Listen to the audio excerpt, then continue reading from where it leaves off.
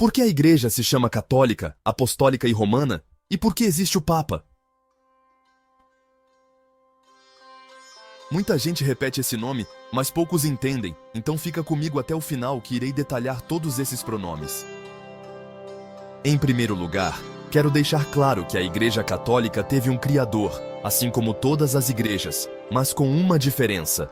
O Criador da Igreja Católica foi Jesus Cristo.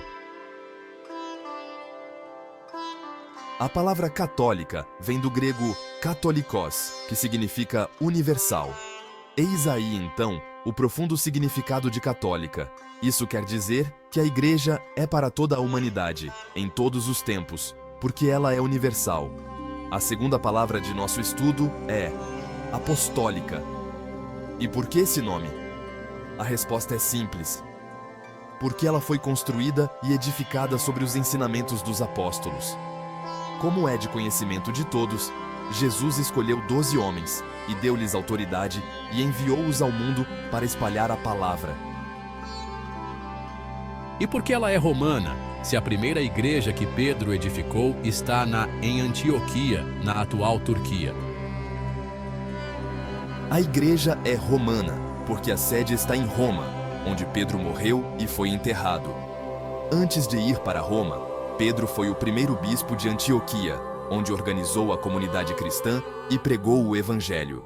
Essa cidade se tornou um grande centro do cristianismo primitivo, tanto que foi lá que os seguidores de Cristo foram chamados de cristãos pela primeira vez. Entenda melhor lendo Atos 11:26. Vejam, a igreja não celebra as realizações e a vida dos santos nas conquistas, mas sim quando eles partem para junto de Cristo, ou seja, na morte. E por que existe o Papa? Porque Jesus quis assim. Boa pergunta. Entenda isso. A figura do Papa não é uma invenção humana ou uma criação da Igreja ao longo do tempo. A existência do Papa tem fundamento bíblico, histórico e teológico, estando enraizada na própria vontade de Jesus Cristo. Vamos aprofundar os 3 pilares que justificam sua existência. Fundamento bíblico. Jesus escolheu um líder para sua igreja. A autoridade do Papa vem diretamente de Cristo. Em Mateus 16:18-19, Jesus faz uma declaração única a Simão Pedro. Tu és Pedro, e sobre esta pedra edificarei a minha igreja, e as portas do inferno não prevalecerão contra ela. Eu te darei as chaves do reino dos céus. Tudo o que ligares na terra será ligado nos céus, e tudo o que desligares na terra será desligado nos céus. Aqui, Jesus estabelece 3 verdades fundamentais. Primeiro, Pedro é a pedra da igreja. A palavra grega usada por Jesus é Petros, pedra, um trocadilho intencional que liga Pedro à base sobre a qual a igreja seria construída. Segundo, Pedro recebe as chaves do reino. Esse é um símbolo de autoridade, como vemos no Antigo Testamento, Isaías 22:22, onde as chaves significavam poder sobre o reino de Davi. Terceiro, Pedro tem poder para ligar e desligar. Isso significa que ele tem autoridade espiritual para tomar decisões doutrinárias e disciplinares, algo que se perpetuaria nos seus sucessores. Além disso, em João 21:15-17, Jesus dá a Pedro uma missão específica: apacenta os meus cordeiros. Apacenta as minhas ovelhas. Esse é um chamado claro para que Pedro seja o pastor do rebanho de Cristo na terra, ou seja, o chefe visível da igreja. Fundamento histórico.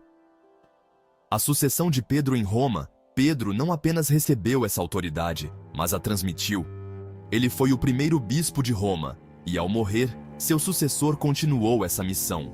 Os primeiros cristãos reconheciam isso. No ano 96, São Clemente de Roma, 4º Papa, escreveu uma carta à Igreja de Corinto, corrigindo problemas internos. Mesmo estando em Roma, sua autoridade era aceita como legítima por toda a Igreja. Já no ano 190, o Papa Vítor I interveio em uma disputa sobre a data da Páscoa, mostrando que a Igreja primitiva já via no bispo de Roma a autoridade máxima para resolver questões doutrinárias. Ao longo da história, essa sucessão nunca foi interrompida, e cada Papa é o legítimo sucessor de Pedro. Fundamento teológico. o Papa como sinal de unidade e garantia da fé. A Igreja sempre entendeu que sem um ponto de unidade, a fé se fragmentaria. O Papa é esse ponto de unidade.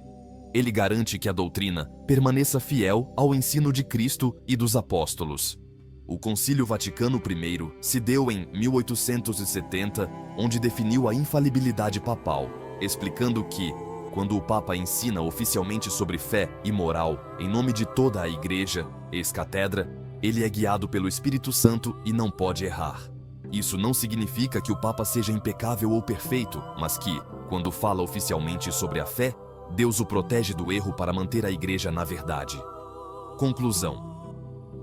O Papa é um presente de Cristo para sua Igreja. O Papa não é apenas um líder humano, mas um sinal visível da presença de Cristo na Igreja. Ele é o sucessor de Pedro, guardião da fé, pastor do rebanho de Cristo e o elo que mantém a unidade da Igreja há mais de 2000 anos. Se não houvesse um Papa, a Igreja se fragmentaria em opiniões humanas, como aconteceu com as várias divisões no protestantismo. Por isso, o Papa não é um rei ou um político, mas um servo dos servos de Deus, guiando a Igreja com a autoridade dada pelo próprio Cristo. Se essa explicação te ajudou, então compartilhe para que mais pessoas conheçam a verdadeira Igreja fundada por Cristo.